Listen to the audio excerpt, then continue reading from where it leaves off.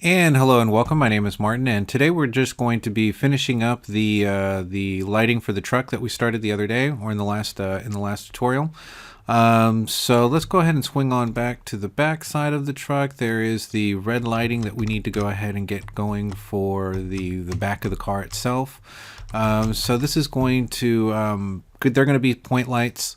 We don't need a spotlight or a rect light back here. So let's go ahead and do the same thing. Let's get that right where it's right in front. Let's go ahead and hit the lit.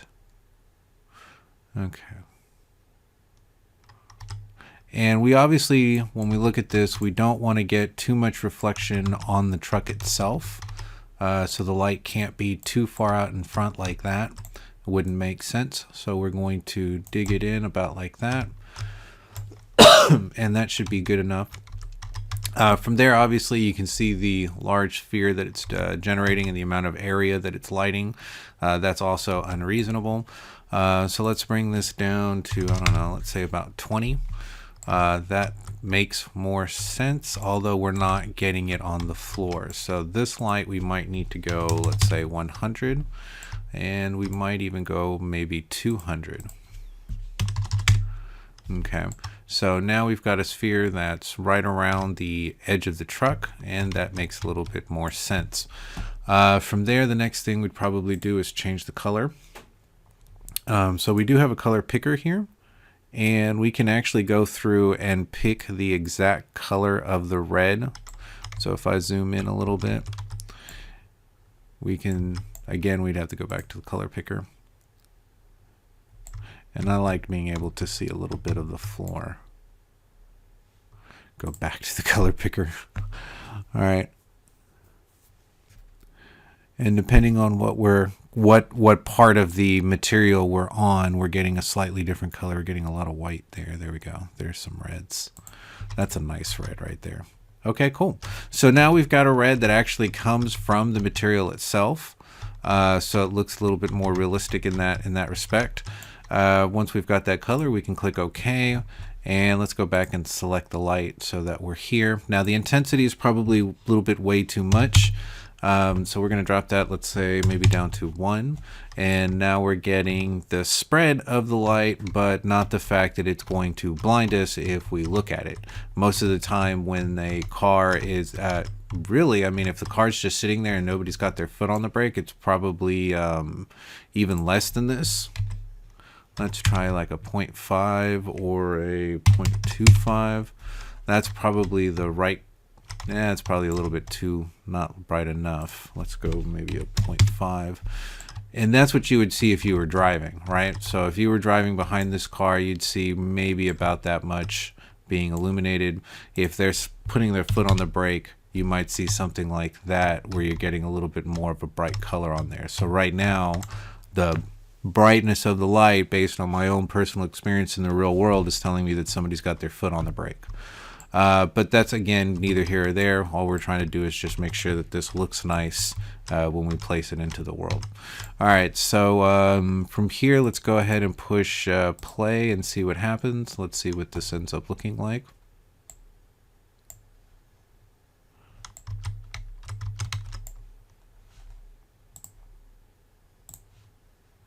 Cannot play an editor when performing edit light.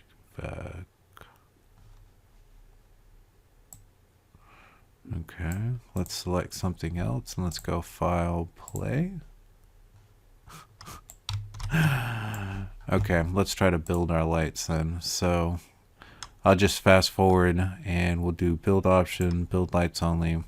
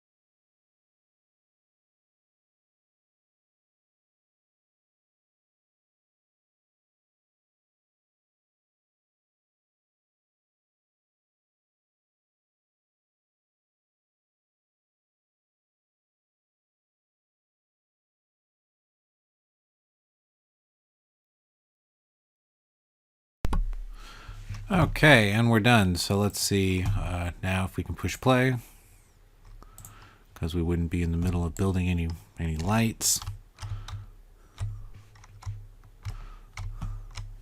Okay, pretty convincing. It does look like somebody's foot is on the brake.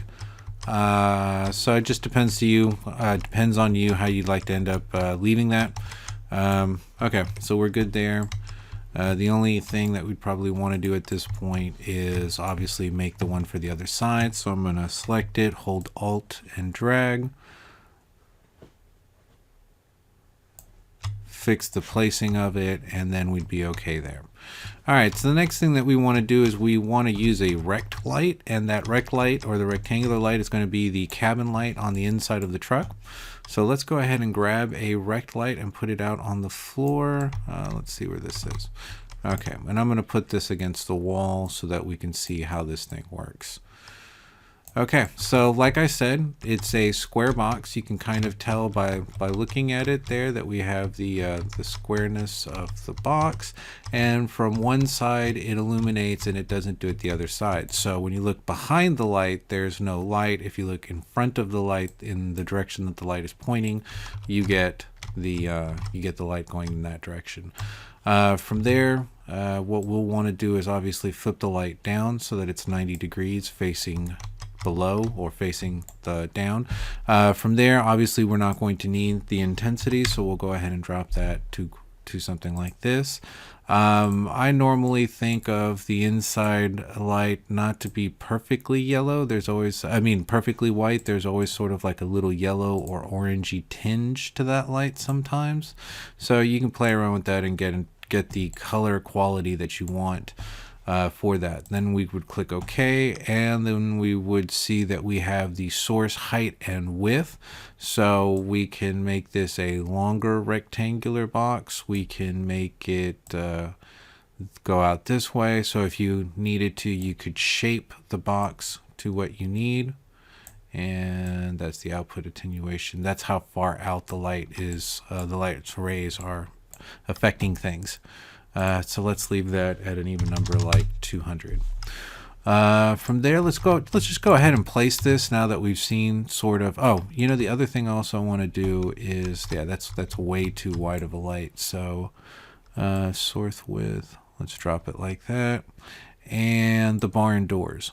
So the barn doors basically are, see how it's in the shape of a box now? If you can imagine that this is like a lid and you've closed the lid over so that you've created what would effectively be a box with a light shining out of it, right? So no light behind, but light in front for sure. Now you can open and close the barn doors, and you can also angle the barn doors. Let me see. So if we do something like that, there we go. So now we're opening them up a little bit, and now we're getting a slightly different shape to the light. Okay.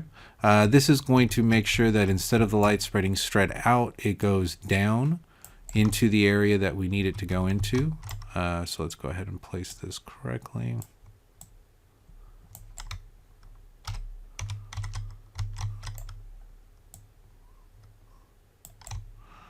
Okay, so now we see that we have a little bit of spillage towards the back.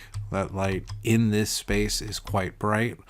I want to see that I've got it up as close to the roof as possible.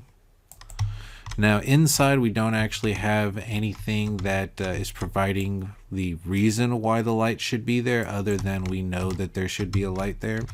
Let's go ahead and get this thing shaped correctly, so not as long. And let's make it just a little bit wider this way. Let's drop that intensity, let's say to 0.5, so we don't have an ultra bright light in that cabin. And at this point we have something that's fairly reasonable. It's maybe still a bit bright. Let's drop it down to 2.25 or 0.25.